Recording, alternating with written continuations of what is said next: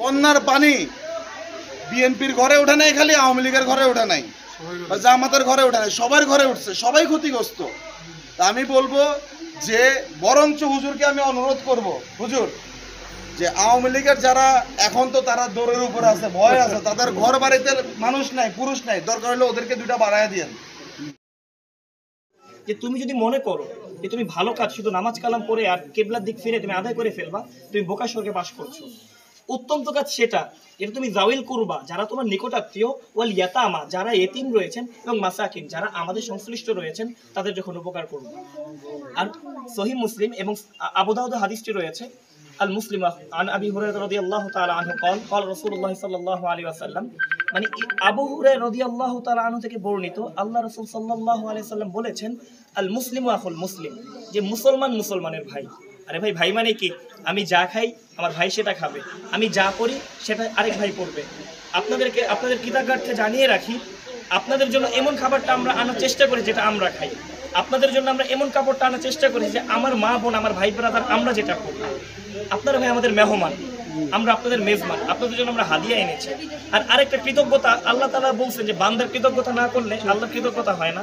সামনাসামনি বলা ঠিক না, তবুও বলি যে ভাইয়ের বিষয়ে যে আমরা প্রথমেই চেয়েছি এমন একটা জায়গায় যেতে যেখানে কেউ যায় না, এমন কিছু মানুষদের কাছে পৌঁছাতে যাদের কাছে কেউ পৌঁছায় না, এই হাদিয়াগুলো এমন জায়গায় দিতে যেখানে কেউ দেয় না। ভাই আপনারা তো আমাদের মেহমান, আমাদের আগে বাইরে কেউ আসছিল আপনাদের কাছে? তাহলে ভাই তো এই কৃতজ্ঞতা প্রথমে আল্লাহর, এরপরে কার? উসিলাটা ভাই। আর আরেকটা জিনিস যেটা আমি কাছাকাছি দেখলাম, আবারও সামনাসামনি বলা হয়ে যাচ্ছে, বলা ঠিক না, ভাইয়ের মন উদার, যে আমি কাজ করব, সবাইকে নিয়ে কাজ করব, এমন নজরিয়াটা সবার থাকে না। এজন্য ভাই আমরা সবাই প্রথমে আল্লাহর কাজগুলো করব, এরপর আমরা ভাইয়ের পাশে থাকবো ইনশাআল্লাহ। আমাদের কাজগুলো কার জন্য হবে? আল্লাহ। আমাদের প্রতিটা মারফত কার জন্য হবে? আল্লাহ। আমাদের প্রতিটা সফলতা কার জন্য হবে? আল্লাহ। আমাদের প্রতিটা সন্তুষ্টি কার জন্য হবে? আল্লাহ আমাদের তৌফিক দান করুন। আমিন। প্রথমে আপনাদের এই গ্রাম দিয়ে পরিচয় দিই, আমি হচ্ছিলাম সৈকত আঙ্কেলের যে ওয়াইফ, গিয়াসউদ্দিন সৈকত, ওনার ওয়াইফের বড় ভাইয়ের ছেলে।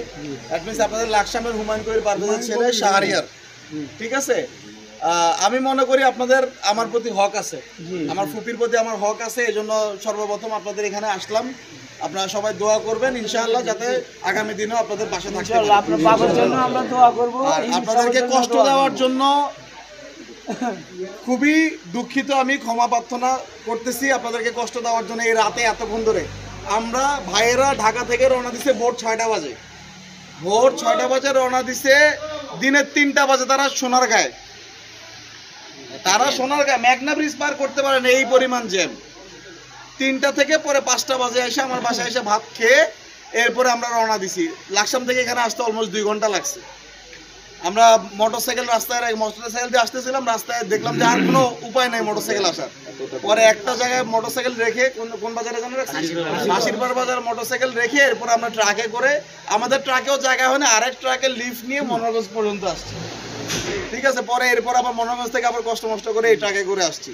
তো যাই হোক, আপনারা সবাই ক্ষমা করে দিবেন আপনাদেরকে এতক্ষণ অপেক্ষা করানোর জন্য। আর আমি আবারও হুজুরকে বলবো যে দয়া করে হুজুর কোনো ধরনের কোনো দলীয়করণ এই জিনিসগুলো নিয়ে, এটা আমি আবারও বলে নিই, এখানে আমাদের দলেরও অনেকে আছেন, দলমত নির্বিশেষে এই জিনিসটা তাদের সবার হাতে পায়। কারণ এখানে বন্যার পানি বিএনপির ঘরে ওঠে নাই, খালি আওয়ামী লীগের ঘরে ওঠে নাই, জামাতের ঘরে ওঠে নাই, সবার ঘরে উঠছে, সবাই ক্ষতিগ্রস্ত। তা আমি বলবো যে বরঞ্চ হুজুরকে আমি অনুরোধ করব, হুজুর যে আওয়ামী লীগের যারা এখন তো তারা দৌড়ের উপর আছে, ভয় আছে, তাদের ঘর বাড়িতে মানুষ নাই, পুরুষ নাই, দরকার হলে ওদেরকে দুইটা বাড়ায় দিয়েন ইনশাআল্লাহ। ইনশাআল্লাহ আমরা যদি তাদের মতো হই, তাহলে তো তাহলে তো আমাদেরকেও জনগণ খেদায় দিবে। এর আগে মানুষজন আওয়ামী লীগের কি বলতো, কুত্তা লীগ বলতো না, হ্যাঁ? তো আমরাও যদি তাদের মতো ব্যবহার করি তাহলে তো কদিন পরে কুত্তা দল আমাদেরকে বলবে। তো এমন কিছু করতে হবে যে নজির স্থাপন করতে হবে যে না, তারা তাদের মতো না, এরা তাদের মতো না। ঠিক আছে, এরা মানুষ যাতে এই কথাটা বলে যে না, ওই এরা এদের মতো না, মানুষ যাতে কোনো কারণে না বলে আগেরটাই তো ভালো ছিল। এইভাবে কাজ করতে হবে। সবাই ভালো থাকবেন, সুস্থ থাকবেন, দোয়া করবেন। আসসালামু আলাইকুম।